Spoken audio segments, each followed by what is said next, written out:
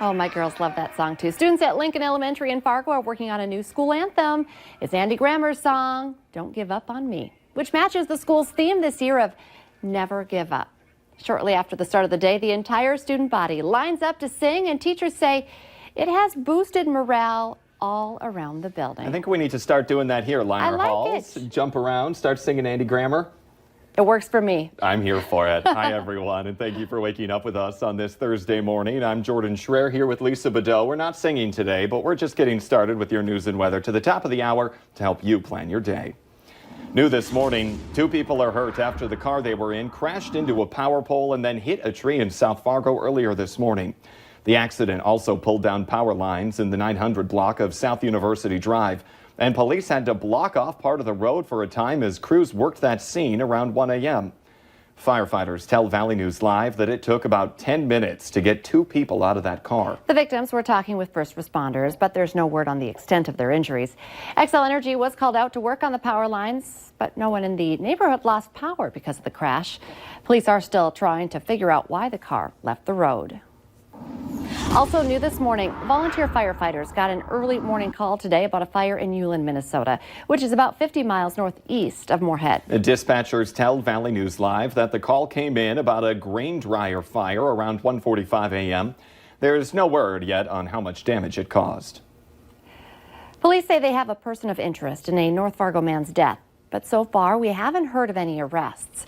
The assault happened around 7 yesterday morning at Pioneer Manor, which is at 11th Street and 2nd Avenue North. Police found 64-year-old Dwayne Darling bleeding from his head. He later died of his injuries.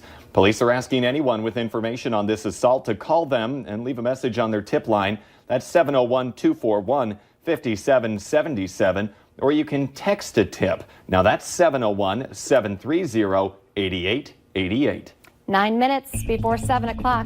And once again, it's a chilly start to our day, back down to the single digits, it looks like, Lisa. Yeah, and then factoring in a little wind, too. We've got some wind chills that are sub-zero, so be ready for that.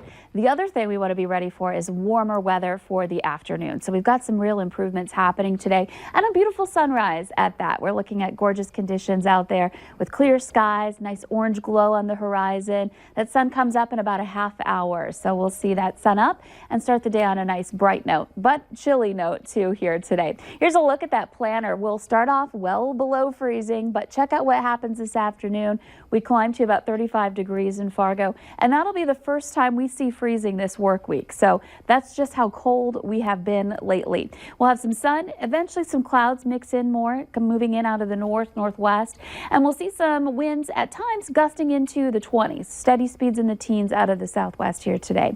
So here are those temperatures. It's only 6 degrees in Fargo right now. That's one of the cooler spots. It's 2 in the Park Rapids area and 3 in Fosston. Out to the west, over in Devil's Lake, we're at 19 degrees, 18 in the Langdon area. So warmer there. That's where the winds are stronger and the warmer air is moving in sooner. We've got that wind coming in out of the southwest, still pretty light to the south and east at this point in time. Looking at our wind chills, we are down to 6 below in Fargo. It feels like 5 below in Grand Forks and 8 below in Park Rapids and over in Fosston again. So we're looking at some cold temperatures and wind chills to start off the day. Clear skies looking really good for us this morning. There are some clouds north of us, and we may see more of those clouds moving in as we continue through the day, with things looking really great across the Dakotas and Minnesota here this morning. So here's a look at your 7-day planner. Today we're going to warm up back into the 30s in many places. We'll be above the freezing mark, especially in eastern North Dakota. And then tomorrow, more of us into those 30s. As we head into the weekend, warming even more from there, closer to the 40-degree mark. We will see some unsettled weather take over. A couple of weak systems passing through very quickly. That'll bring us a very light amount of precipitation, but it's going to be in the form of a little snow and rain mix. So that could lead to some icy spots overnight as temperatures drop to freezing. And this will be the case as we start off the week next week. So again, with the warmer weather comes that little bit of issue with that light precipitation. And now for a look at traffic, here's Devin Fry with the Valley Today's traffic on the move. Thank you, Lisa, and good morning, Red River Valley. We are finishing up this hour on I-94. We're heading eastbound toward Minnesota. Now, overall, the traffic flow has increased quite a bit since we started this morning. It started off very light and very easy going, but it's now built up to closer to a peak traffic flow, especially here on I-94. You'll be able to see up in the westbound lanes in just a little bit that, right there, that they've picked up quite substantially over on that side, while here on the east, they've picked up just a bit. So overall, the best thing about today is that the roadways are much easier to navigate than they have been for the rest of this week. They're looking quite clear right now. We don't have to worry about the melted snow or ice that was affecting us earlier this week. Now, there are still some slick spots on exits and interstates, so please use caution in those spots, but overall, you should be just fine for your drive this morning. Thank you for joining me this morning for your Traffic on the Move. I'm Devin Fry. The principal calls it an absolute fail. And now a Minnesota public school is apologizing to 40 students for throwing their hot meals away because of outstanding lunch debt. School officials say the hot meals were tossed in the trash and replaced with cold lunches because the students owed $15 or more on their lunch balances. The school district says it is owed nearly $20,000 in outstanding lunch balances, which they're trying to solve by raising money in the community. It's a game changer for keeping your kids safe. Fargo Public Schools has a new plan to help keep kids out of the cold if they need to get out of their building in an emergency.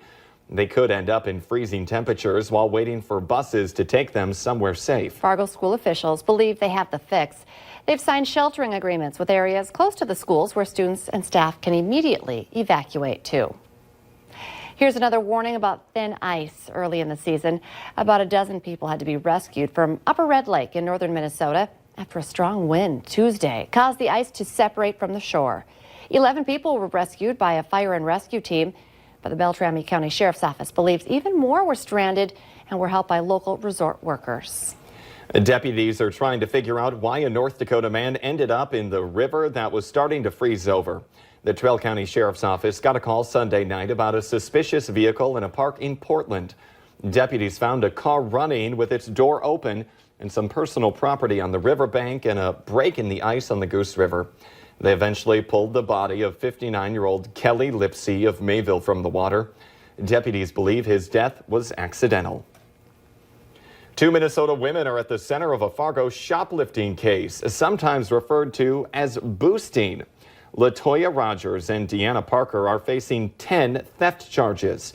Court documents allege they stole more than $7,000 worth of clothes from West Acres Mall and Target back in 2018. Documents say the two would enter the stores with several other women.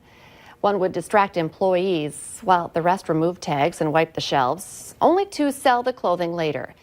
Fargo police say this is not a common crime here in the metro, but they do say it's a good reminder to pay attention to what you're buying on local Facebook groups. Streaming devices are continuing to grow in popularity, but with all of the different options, it's hard to know which one is best for you. And helping us find out which one you might want to buy is the Valley Today's Abby Furchner. She joins us live this morning. And what do we know about this, Abby? Good morning, Lisa and Jordan. We're learning a lot throughout this morning about all the different ways that you can now stream and watch TV. But I'm here with Brian Cromit, who is with 702 Communications, and we have some of those streaming devices here in front of us, but they're kind of different. Let's start with these here in the middle. Sure. So we've got the Apple TV over here. Apple TV's been around for a long time. It's a great device. Roku also has a full line of products, so whether you want a stick or a box, Roku's got an answer for that. And then, of course, over here we've got the Amazon Fire TV stick. And so the Amazon Fire TV stick is a little different. You just plug this into the side of your TV, where these you have to have the boxes. Yep, you have a box and an HDMI cable that runs to your TV then. So this can sit, just on a credenza or whatever, and that actually just goes into the back of the TV. And these have all the apps like Hulu, Netflix, and you can even download apps as well. Like the VNL app, for instance. Yes, you can get that. You can do a lot. You can download individual TV channels. It really, this is very customizable to how you want to watch TV, what channels you're interested in. You can download the app on any of these and pick what you want to watch. But there's nothing wrong with a good old antenna either. There's nothing wrong with the good old antenna. In fact, I watch news every day on the antenna, just over the air. Like I say, in town here, if you got a digital antenna, you can get about 18 channels just over the air. So there's a lot out there if you don't want to pay for that cable or dish subscription anymore. There's just so many ways. I know streaming, though, is kind of that modern day to watch TV, but it's super fun. You don't need to necessarily have a smart TV anymore to watch Netflix. You can get it through one of these streaming devices. But like Brian said, if you want to watch VNL and stream it, you can do that by downloading our app. We're on Hulu Live, YouTube Live, so many different ways now to watch TV. Abby Furchner reporting live for us this morning. Thank you. Let's get the answer now to our question of the morning on Facebook. That question, 1 in 7 people with a tattoo have a tattoo of this somewhere on their body. The answer, a pet's name. Interesting. All right, you can play along by heading to our Valley News Live Facebook page. It's cooler out there this morning. Yeah, we're back down into some single-digit temperatures to start off today, but we make a really quick recovery as we head through the day. We're looking at some 30s, finally above the freezing mark this afternoon. You can see we've got a pretty start with that sunrise, and enjoy the milder weather later on. The Today Show and CBS This Morning are just about to start, but you can join us for more Valley Today right now on the Fargo CW.